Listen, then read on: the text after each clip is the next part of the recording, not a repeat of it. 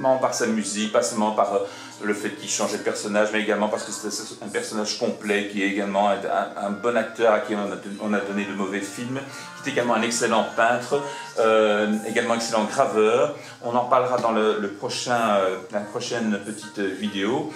Et quelques autres livres que j'ai réunis, qui concernent plus le public francophone, voire même anglais d'ailleurs, mais il y a eu quelques traductions en portugais, donc c'est ça que je voudrais parler avec vous.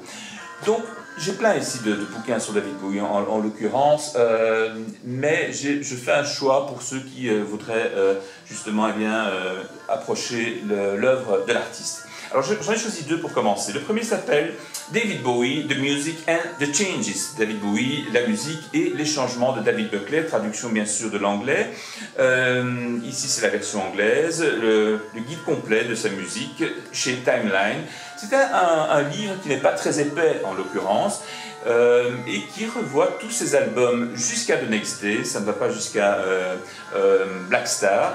Et c'est un livre très intelligent parce qu'il parle de chaque album et même de chaque chanson. C'est vraiment un travail journalistique parce que si vous voyez une chanson, voilà, il y a à peu près 10 lignes. Et pour parler d'une chanson en 10 lignes sans aborder le texte, parce que Bowie, il ne faut pas aborder le texte sinon vous en avez pour 3 pages. Il analyse ça de manière intelligente. On voit qu'il l'auteur a réfléchi sur chaque chanson. Tu connais bien sûr l'œuvre de David Bowie. Et bon, je connais bien l'œuvre de David Bowie et j'ai découvert des choses auxquelles je n'avais pas pensé en réalité. Et non seulement c'est un livre facile à lire, et c'est un livre qui s'adresse autant à ceux qui veulent commencer à connaître l'œuvre de l'artiste que la personne qui veut tout simplement avoir un peu plus de connaissances sur ce qu'il connaît déjà. Donc vraiment, c'est un petit bouquin comme ça, même pas 200 pages, ou 200 pages, j'en sais rien, que je vous conseille vraiment beaucoup. Alors je ne sais pas s'il est sorti en français. Si vous parlez anglais, mais même pas de manière très élaborée, vous allez comprendre facilement. C'est vraiment un très très chouette livre. Autre livre un peu presque opposé, c'est celui-ci. Il s'appelle David Bowie, l'avant-garde pop. Il est sorti maison d'édition Le Mot et le Reste. Il y a d'autres titres concernant la musique dans cette collection. C'est de Mathieu Thibault. Alors là, par contre, c'est déjà un peu plus épais, comme vous voyez, il n'y a pas d'image, donc il n'y a que du texte. Et alors là, c'est très carré, c'est-à-dire que c'est bien organisé, c'est le pré-album, le concept de l'album, comment ça s'est passé en studio, l'analyse par Mathieu Thibault de l'album et la tournée, s'il y en a une en l'occurrence. Donc vous voyez, il y a matière. Alors, évidemment, c'est plein de choses. C'est plus destiné à quelqu'un qui connaît déjà l'œuvre de Bowie, qui veut l'étudier de façon un peu plus approfondie. Il y a un défaut, voire deux défauts. Le premier, c'est qu'il va trop dans le détail. Il va donner par exemple les marques de synthétiseurs, les marques de comment a été enregistrée telle guitare. Alors moi, peut-être que ça peut m'intéresser à la limite, mais je ne crois pas que ça intéresse beaucoup de gens en l'occurrence. S'il me dit que Robert Fripp a mis sa guitare dans un synthé pour obtenir tel son, ça me suffit. Il n'est pas obligé de donner la marque du synthétiseur, du son, de combien de micros il a mis autour, etc. Je ne pense pas que c'est un grand intérêt pour le commun, pour les personnes qui veulent connaître et entrer dans l'œuvre de David Bowie. Et l'effet pervers de cela, en donnant trop de détails, il perçoit l'album non plus vraiment comme il doit être écouté, comme un objet de plaisir, mais ça devient quelque chose qui fait qu'il juge l'album en général plutôt de façon négative que positive. Et à part quelques albums, je ne suis pas forcément en accord sur, je vais dire, 2/3 de ce que lui considère comme étant bon, moyen, excellent, etc. Parce que je trouve qu'il s'attarde trop aux détails, et s'attarder trop aux détails, c'est oublier la musique en réalité. Donc voilà, mais ceci dit, excellent livre pour connaître les détails, bien sûr, et pour avoir pour ceux qui veulent un petit peu étudier plus en profondeur, les détails des studios, comment les studios étaient arrangés, vous voyez, des choses un petit peu parfois qui ne sont peut-être pas utiles pour tout le monde. Mais c'est quand même un excellent livre que je vous conseille. Il y a d'autres titres dans Le Mot et le reste, Internet bien sûr, pour savoir de quoi il s'agit. Lou Reed, Une vie, Mick Wall. J'ai d'autres livres de Lou Reed que j'ai oubliés à Bruxelles, mais enfin celui-ci est probablement un des plus intéressants, je pense.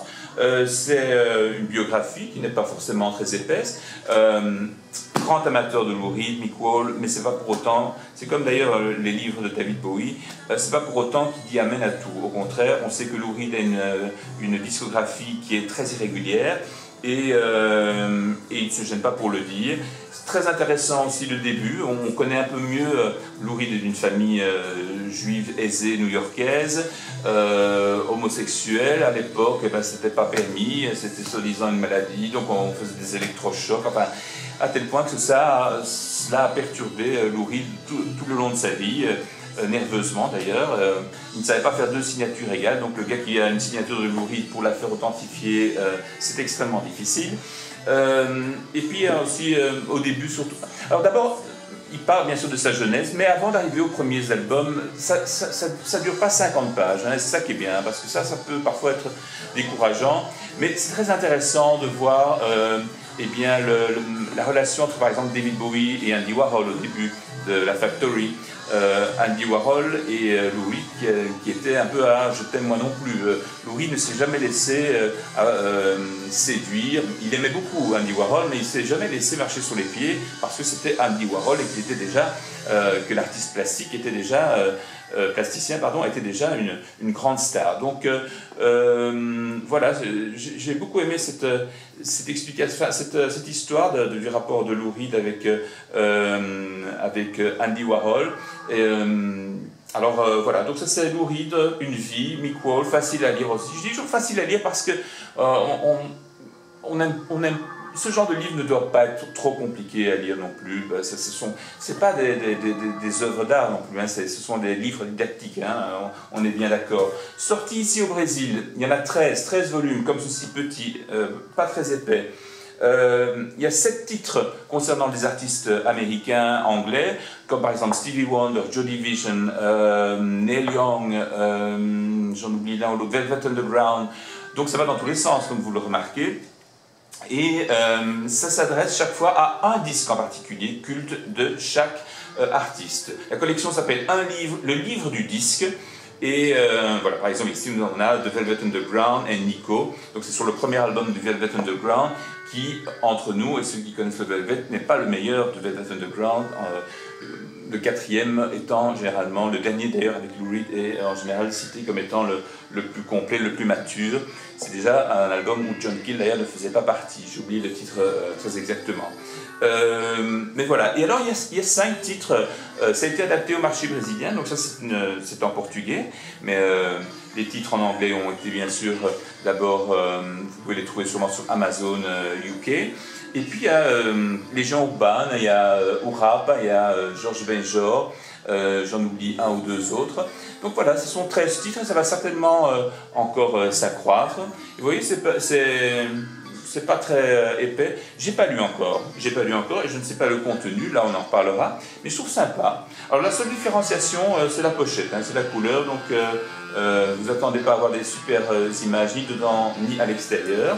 On passe à un titre qui, alors, comment fonctionne la musique? Vous le savez, vous? Eh bien, il y en a un qui va nous le dire, c'est David Byrne. Ça, c'est la version portugaise, brésilienne, donc il est sorti en anglais très certainement, peut-être même en d'autres langues, et même très certainement, David Byrne, personnage ultra important, leader de Talking Heads bien sûr, mais c'est grâce à lui personnellement que j'ai commencé à écouter la MPB brésilienne, puisqu'il avait lancé un petit label où il faisait écouter, mais pas les choses évidentes, hein, de Caetano, de Milton, enfin bref, toute la MPB traditionnelle, puis il a sorti un album sur la samba, mais pas la samba qu'on a l'habitude d'entendre, mais il allait chercher des choses un peu plus difficiles, et puis il a remis dans un troisième volume, je pense, l'œuvre de Tom Zé au goût du jour, à tel point que maintenant Tom Zé est un personnage, et à juste raison, maintenant on comprend pourquoi Mais il fallait que ce soit David Byrne qui s'en occupe, vous voyez, c'est assez incroyable cette histoire.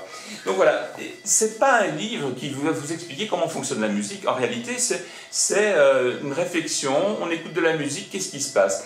Il va vous dire, je crois que telle chanson nous a touchés parce qu'on était dans un état émotionnel, parce qu'on l'a écouté à tel endroit, parce que ceci, cela. Ce sont des réflexions, en fait c'est presque un livre interactif. Pourquoi vous avez aimé ça? Pourquoi vous n'avez pas aimé? Pourquoi vous êtes passé à côté d'un chef-d'œuvre comme tel titre? Donc c'est loin d'être un truc pédant où David Byrne se dit je vais vous expliquer tout sur la musique. Loin de là, c'est une réflexion sur comment fonctionne la musique d'après lui, et il vous pose la question presque en même temps en réalité. Je termine maintenant avec deux livres. Ils ne sont pas nouveaux, hein, 2005-2007, volume 1, volume 2, Philippe Manœuvre. Je les ai découverts récemment, alors, vous les connaissez peut-être, vous qui êtes français peut-être ou francophone. Ça s'appelle Rock and Roll, la discographie rock idéale, 101 disques qui ont changé le monde, chez Albin Michel. Premier volume, alors... Philippe Manœuvre, d'abord journaliste, quand j'achetais Spirou, Tintin, j'achetais Rock et Folk en même temps, je me ruais sur les chroniques de Philippe Manœuvre. Philippe Manœuvre, c'est pas le gars qui fait le jury de la Nouvelle Voix ou la Nouvelle Star ou je ne sais pas très bien quoi. C'est un grand journaliste, plutôt versé sur les années 70, etc., qui a un peu le discours, c'était mieux avant, mais enfin, c'est un grand journaliste et qui m'a tout simplement donné envie d'être journaliste. Hein. C'est un peu le style de gars qui m'a fait dire, pardon, je veux être Philippe Manœuvre, voilà. Je veux écrire sur la musique, je veux être à Rock et Folk. J'ai pas été à Rock et Folk, je suis pas Philippe Manœuvre, mais j'écris dans Télémoustique, qui quelque part est aussi un journal qui n'est pas évidemment Rock et Folk, duquel d'ailleurs Philippe Manœuvre est maintenant rédacteur en chef, mais qui était peut-être plus encore branché, alternatif que Rock et Folk. Il faut dire que les Français se sont mis beaucoup plus tard au rock que les Belges. Donc, premier volume en 2005, intéressant parce que d'abord il donne une première interview, et là il va mettre les albums qui le touchent à cœur à lui premièrement. Évidemment, il a reçu des tas d'emails disant t'as oublié ça, t'as oublié tel album, etc. C'est vrai qu'il avait oublié Stevie Wonder, il avait oublié T-Rex, il avait oublié Lou Reed, Iggy Pop et même The Clash, etc. Qui sont quand même des albums importants. Mais c'est difficile en 101 albums de faire une discographie parfaite, et donc le deuxième album est plutôt une concession à ce qu'il a aimé d'abord. Et puis entre 2005 et 2011, beaucoup de choses ont changé, rien que dans le fait d'écouter la musique. Et alors aussi, petite anecdote, il y a même un des 101 disques qui est dédié aux Stranglers. Il faut juste dire que les Stranglers ont très mal mené Philippe Manœuvre lors d'une première interview en 77, le groupe punk intellectuel qui avait déjà 30 ans, qui était peut-être plus agressif que les autres, et lors d'une interview, ils ont attaché Philippe Manœuvre au petit matin au pied de la Tour Eiffel. Je rapporte ça d'une interview que Philippe Manœuvre a donnée à Thierry Ardisson il y a déjà quelques années. Vous retrouvez d'ailleurs sur YouTube quelque part. Mais il n'a pas eu la dent dure, et il a inclus Ratus Norvegicus, de ce groupe qui pour moi est un groupe essentiel, et donc Philippe Manœuvre a très très bien fait. Voilà, je rappelle, Philippe Manœuvre, donc la discothèque rock idéale, 101 disques qui ont changé le monde, 2 volumes, un qui était sorti en 2005-2011, mais toujours trouvable sur par exemple Amazon et d'autres plateformes. Ces petits livres-là, ici, ça s'est sorti ici au Brésil, mais peut-être il y a un équivalent sur Amazon UK, Angleterre, pardon, ou même sur d'autres plateformes, hein, on peut les trouver en seconde main. Lou Reed, Une vie, ça c'est sorti avant la mort de Lou Reed, je pense, un peu avant, pas longtemps, chez Robert Laffont. Chouette, vraiment chouette. Comment fonctionne la musique, étonnant. Je ne m'attendais pas du tout à ça, je m'attendais à m'ennuyer après 10 pages, et j'ai commencé, j'en ai lu 100 en très peu de temps. J'ai pas terminé, mais enfin bon, je me doute que pratiquement tout est du même tonneau. Et les deux bouquins sur David Bowie, ils sont intelligents tous les deux, il n'y en a pas un qui vulgarise, ils sont tous les deux aussi intéressants, mais un est plus facile et peut-être plus malin, c'est celui-ci, le plus court d'ailleurs, qui s'appelle donc The Music and the Changes, et puis celui en français de Mathieu Thibault, David Bowie, l'avant-garde pop, beaucoup plus détaillé, ce qui pervertit un peu sa vision, je trouve, quand il commence à juger un des 28 ou 29 albums de David Bowie en studio. Voilà, j'espère que j'ai fait le tour, que vous avez saisi, et puis de toute façon, je vais, d'une manière ou d'une autre, mettre ça sur, peut-être pas sur le site Tropical MPB dédié uniquement à la musique brésilienne, mais sur le blog Art et Musique comme excuse. Je vous dirai pourquoi un jour. Et on se quitte. Et d'ici peu, on va se retrouver pour parler d'un autre sujet qui est vachement intéressant. Et là, on reste au Brésil par contre. Ciao.